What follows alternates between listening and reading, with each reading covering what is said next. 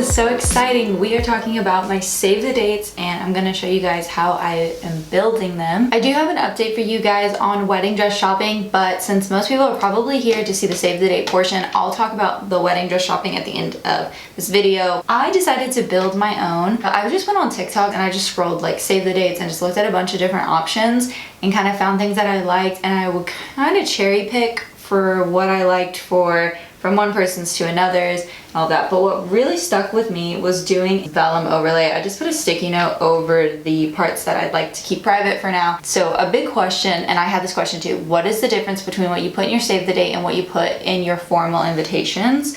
And the main difference is the exact address and the time of the ceremony. So for save the dates, you just put the date, you put the city, because even if you're doing a local wedding, odds are there are other people in your family that need to travel. Like I've said, we're doing ours in Montana, so I consider it a destination wedding because majority of our guests do not live in Montana. Taylor does have family from Montana. His parents grew up there, but now they're in Texas, and then they still have family out in Montana. So I wanted to keep mine really simple because the vellum overlay goes over a photo. So it is our date of October 4th, then it says save the date, then I have the city here under this line, and then at the very bottom in tiny print I have our website. And I went back and forth on whether I wanted to do the website now or have it be, I'm probably gonna send my formal invitations in April, but because there would be, you know, people potentially booking flights, wanting to figure out hotel rooms, hotel blocks, things like that, I wanted to have all of that ready for them. So I did build parts of my website, and then I have other tabs that are hidden and I will unhide them when I send out the formal invite, like RSVPs, things like that. I got 150 pieces of vellum paper from Amazon, and they were already 5x7. So the vellum paper was $12.99. Of course, I will link everything down below if you would like any of these pieces. A photo to be in the background from our photo shoot at the pharmacy that we met at. So I really like that one. I actually picked a photo and Taylor picked a photo. So I picked this one that's further away. I just think you can really see where we're at, make sure that you can tell we're at the pharmacy. And then Taylor actually picked this photo, which was really sweet, a more close-up photo. So I actually printed this straight from Canva. You also have the cost of the engagement photos. I'm not including that price in here because I'm using the engagement photos for a ton of other things. 150 of these. So the exact total was $100.50. I printed mine through Canva. You could either have them printed and shipped to you, or one thing that was really cool, having it printed with FedEx. So I have a FedEx office not far from me. And so I was actually up at 2 a.m. just ordering these, and thinking that, oh, I really need to make sure I get this done before I go to bed because they're gonna take like a week or so to come in. They had the option of me just going to the FedEx printing center, like that they have inside the store, and picking them up right there. So I just did that, and that did save a little bit of cost because I didn't have to pay for shipping or anything. And they had it ready in 6 hours. Like, I placed the order at 2 a.m. I think I got an email, it was like 8:30 in the morning saying, hey, your prints are ready for pickup. And I was like, oh my gosh. They did tell me like, hey, take a look, tell us what you think. We can do a reprint if you don't like them, but if any other issues are there, you have to contact Canva directly. So I will say, if you do have kind of a complicated thing, like, just know that you can go to FedEx and get it real quick, but you might have to go back and forth a little bit with Canva. I would also suggest maybe you do a few variations to where you just have 4 or 5 prints, print that at FedEx, run over there, see if you even like how it's looking. You know, that's an option too if you're nervous. So cool, guys. I'm really, really excited. I actually built this in Canva as well. Like, I put just a white text on top of this, and I kind of sized it to see if I liked it. And I also did it for this side as well, just in case when I got them I decided I wanted to flip it and this be behind the text. I had that option as well. And so then I basically just deleted the photo from the background, and then that's the template I use. I changed the color to dark forest green because that is my wedding color, printed from there. Another thing, guys, to know before you go buying vellum paper is you need a certain type of printer with it, not necessarily like a certain brand or whatever, but it needs to be the kind of printer that you feed in the material from the top, because I printed them actually at my parents' house. after Christmas, and I tried using, they had one printer where the tray's at the bottom, so it needs to like pick it up and like takes it from underneath and winds it through and prints on it. That kept getting jammed. It did not like that at all, but luckily my mom had another printer where you just feed it in from the top, so that was easier, and I would just feed it through. Guys, I had to do one vellum piece of paper at a time of 150 because I tried to put a stack of like 5 and it pulled 4 of them at one time and just printed, like, because it's so thin. So yeah, you kind of have to fiddle with it a little bit, but I was able to get it sorted. I spent like $40 in ink, $40 for ink for this, as well as the envelopes. That's what that covered. Then you need to get it put together. You have to have a grommet. That's what these are called, a grommet toolkit. So that is what this is, this tool.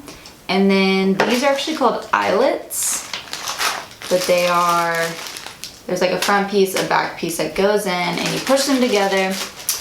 And I got this whole kit off of Amazon. It actually wasn't that bad. There's 400 of them. 200 gold, 200 silver. I got this whole kit for $9.99. You also need a hole puncher, guys, because the grommet tool does not do like a clean hole for you. It like just pushes the paper. It can make a hole, but it pushes it to one side. And so you just kind of have the material sticking out, whereas the hole punch will do that clean, you know, chunk out of the paper. So highly recommend that. What's a way that people can hang it on their fridge? Because people go back and forth on whether they like when people do that. I personally always put the save the dates on the fridge, but I'm usually just using like a chip clip or something like that, so it kind of takes away from it. And I did think about magnets for a while. I like the idea of the wax seals with a magnet on the back, or some people would literally get like a whole thing like this and make a magnet on the other side. Other people would just include a tiny magnet, all these things. But then when I was in the comment section of these videos, everyone was saying, hey, I tried to do that, and in mailing them, they got stuck to random things and half my guests didn't even receive theirs. So I was like, okay, that idea is out the window. My mom actually had this idea, which was so cool. A suction hook. This is a little bit tricky though, because trying to find a hook that wasn't like a command strip or one that was like really tacky, that was a bit of a challenge. And then the other thing is, okay, I'm dropping these in people's envelopes, and I ended up finding this one off of Shein. It's a small size, it has this little J. And then what else because I didn't want one that was too big. It was hard to find ones that didn't have like really, really big suction cups. And then the other thing that's really cool is you can twist it and take this little hook, the J, out. And so then it can be shipped in 2. So what's nice is I can drop this in and that in by itself in the envelope, and it doesn't take up too much space. We're only sold in packs of 10 off of Shein, $15.08. So that is everything that goes in the envelope. I wanted forest green because I needed to incorporate my color somehow. I did go with this gold lining just because it looks really, really cool, and it comes up on the edges over here as well. I bought 150 of these for $29.64, also on Amazon. Then I got an embosser because I really wanted to do an embosser right here. I bought one off Etsy and I did shop around for quite a bit. First of all, super cute little packaging that it came in. It's very compact. Bring this out and then, okay. So it actually doesn't open that wide. It's just like that.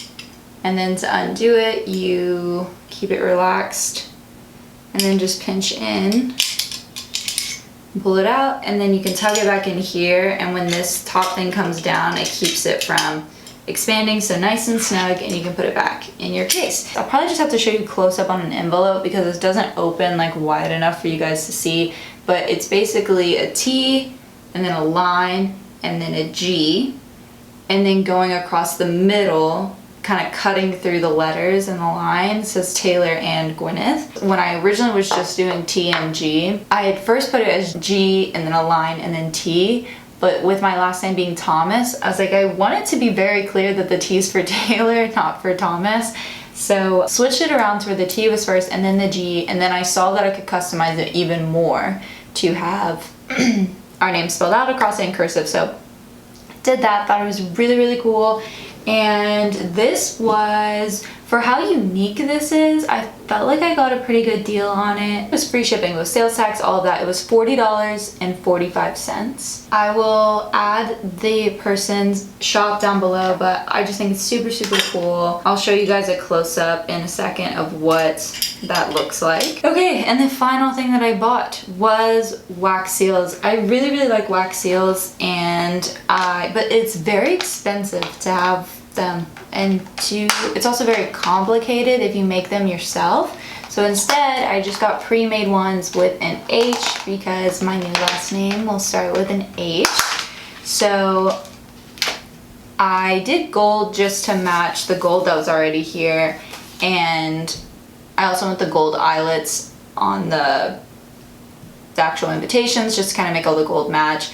But it's this beautiful H. I think I ordered 150 for $35.94, and so you just peel off the back and they already have the adhesive on it. I know it's a lot of info I threw at you. I will now demonstrate how I have built them, but before we do that, let's just do a final crunch of how much it costs for me to do all 150. I will say, also put postage on top of this, which my parents actually had a bunch of forever stamps left over, and they had enough to cover all of I think they had like 125 stamps. So they just gave those to me, so I didn't actually have to spend any money on stamps, which was really nice. But keep that in mind, that's another significant cost. Also, guys, I know y'all want like cutesy. That is one thing, is my stamps are not cute. They're just like American flags. But I was not gonna turn down free postage after I've spent quite a bit of money on these. But you can go in and get cutesy stamps if you'd like. I heard a hack online that you could just show up with everything already like in the envelopes and show up, and they can just weigh it right there and give you an exact amount of postage that you need, and then you kind of just go to the side and add your stamps. The other thing is, I've heard people buying postage from other places and getting scammed. So don't do that, guys. To make all of this for 150, the total was $286.11 before postage.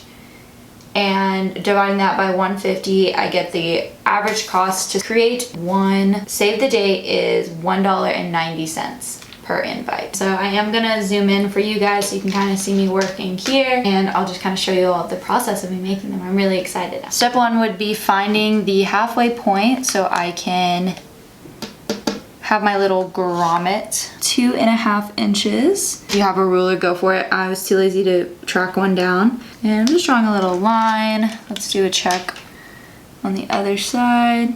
Yeah, so that's pretty close to 2.5. I'm kind of just eyeballing it. I don't know if I can say eyeballing it, I'm using a tape measure, but as long as it's close-ish, I'm happy with it. So I just use a pencil, one to erase in case it's off, but also I'm gonna be hole punching through that. So once I do that, the next thing that I do is I take my photo, pick which side you want. Like I said, I want the further away one here.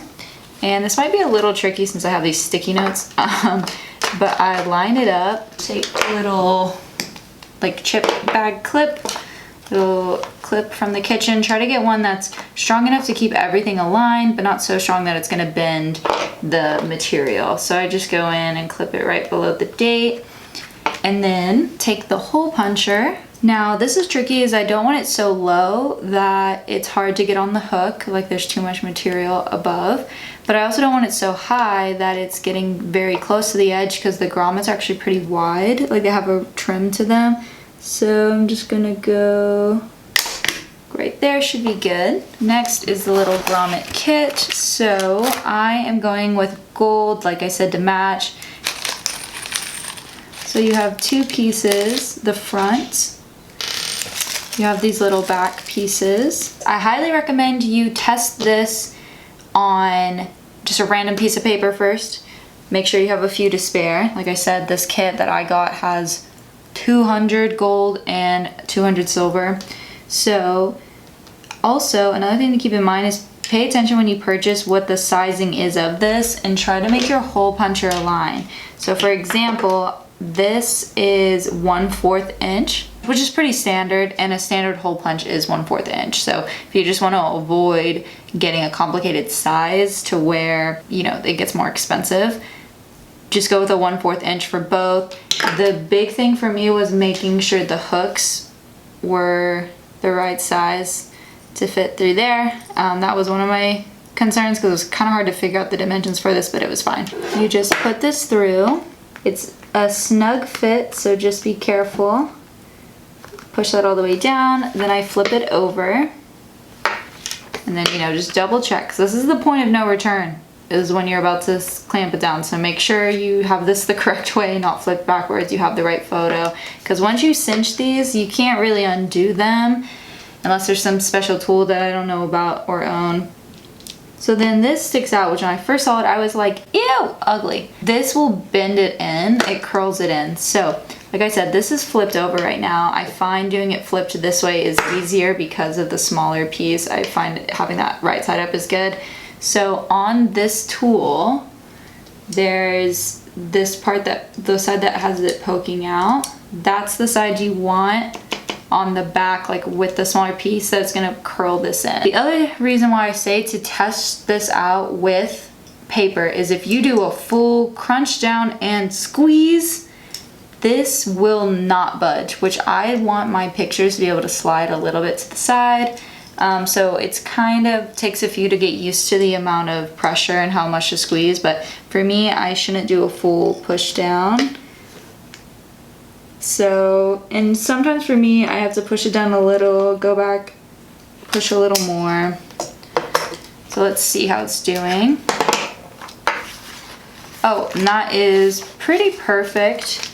I just like to make sure when I push it down, like it's not popping up, like it's cozy enough that it stays in place, which that looks good. For me, the ideal snug is that it's flush on here, but from the bottom, I can still spin it like this. So now the idea is that when this is hanging up on the fridge, you can either have it hanging this way. It's kind of a hard angle for me to, yeah, hanging this way. Or if someone just wants a picture of us by itself, you can flip it to this side. Which the only thing I don't love is, I mean, I don't necessarily love the look of the curved metal, but working with what we got, guys, so I'm pretty excited about it. So that is how I made this. I will continue with the next steps, but one thing I want to show y'all so you don't have to use your tape measure every time. When I start on my next one is I put a save the date right underneath it. Y'all can see here. Also, I will say this is a lot harder to do with these sticky notes on here.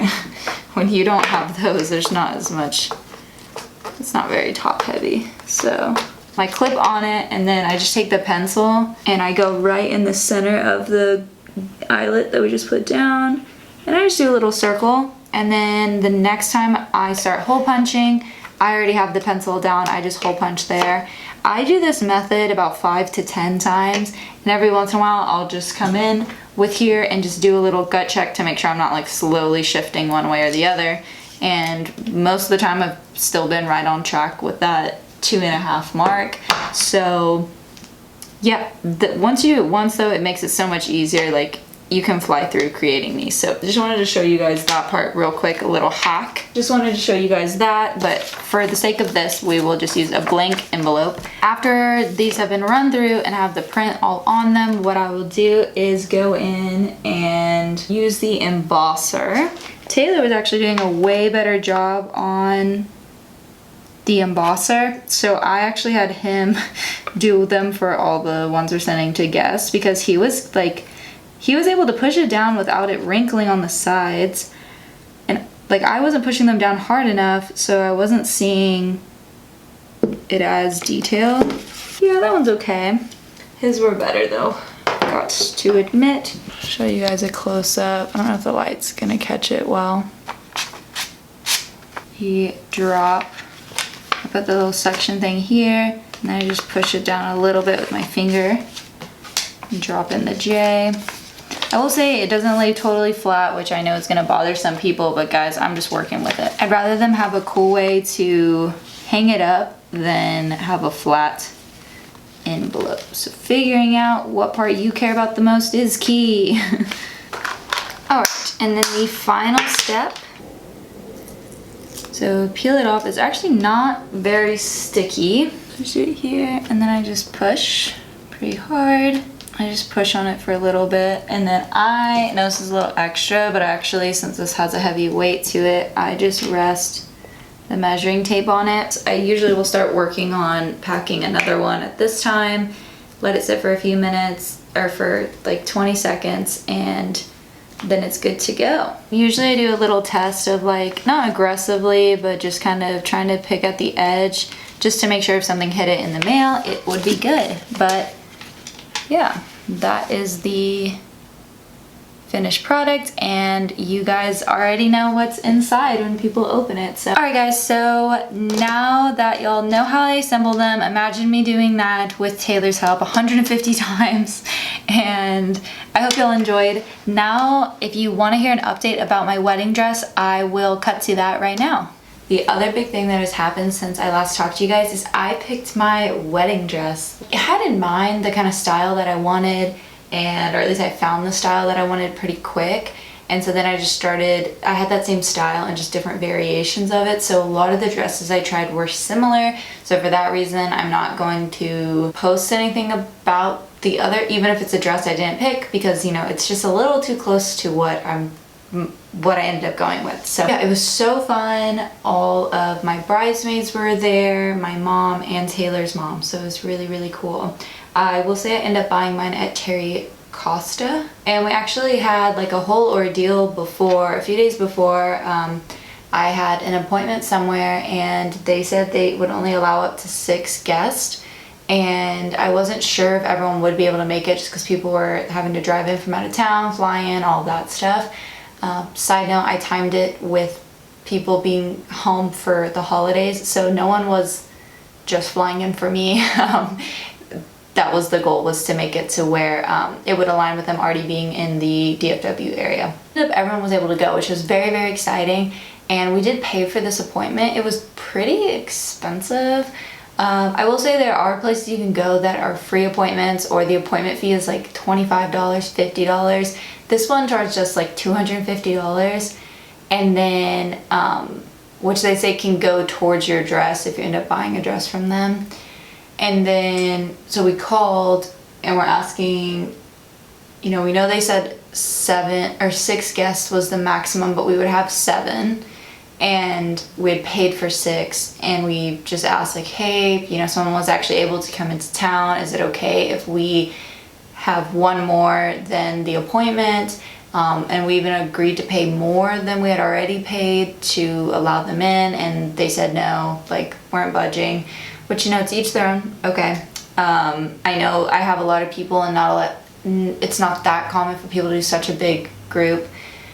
So I was just like, okay, I guess we'll have to cancel it. And it was early enough that we could get a full refund, so that was good. And then I was so busy with work and everything, so I'm calling my mom. Like, I barely had time to talk to the bridal store about the appointment and cancel it. So then I'm on the phone with my mom, and I was like, hey, like, I barely have 30 seconds even to catch you up with what's going on, so can you please help me find another place in the DFW area that will accommodate all of us, an appointment for around the same time, because I really want to go to 2 boutiques and then David's Bridal. So yeah, my mom was great. She like got it all figured out for me, and within a couple hours we had something locked in and an appointment. It actually was a free appointment, I believe. We didn't even have to pay any money, and they allowed all of my guests to be there, and it, like, comfortably, they brought out extra chairs, all this stuff. It was a really, really good experience, and that's where I ended up finding my dress. So it was kind of meant to be. Alright guys, that is it for this video. I really enjoyed getting to show you guys these. I'm really happy about them, and I understand if it's not everyone's taste, or you could find flaws and, you know, this and that, but at the end of the day, I'm excited about it. Taylor helped me. I saved a few to do here for the video, but last night Taylor and I stayed up late and we were building all of them together, and it was really fun too, just to do that together. And he's been great in giving his feedback in the pieces of the, you know, the wax melts, wax melts, wax seals, wax seals, and what pictures to use and all of that stuff. So I hope you guys are enjoying me sharing this content, because it is really fun for me to document for you guys. And I hope you enjoyed this video. Also hope you like, comment, and subscribe down below, and I'll see you in my next one. Bye. You thought someone really, really cared about you, but then how things end, you're like, okay, well, clearly they didn't care that much about me. Because if they did care about me, or if they did love me, this would not be the situation I'm in right now. And you almost have to reassess everything. But it's hard because you're still hurting, because you did think at one point that all of it was genuine. So it's crazy what that can do to your mental state. It's like a vortex. So anyways, I love that. I used to counterfeit too. It was fake. It was never real, especially because counterfeit, her choosing that word is so good, because the things you hear the most is luxury goods are being counterfeit. I guess there's also counterfeit money, but valuable things. And so the choice of counterfeit for it is like something so prestigious and luxurious. And typically counterfeit is very, very, very similar to the real thing, and only like experts can tell that it's not real. So that's her saying counterfeit is so much stronger and paints such like a better image than just saying fake, or you didn't mean it, or it was just fake words, you didn't mean. No, counterfeit, it was so close to seeming like the real thing, but it was just always something slightly off with it.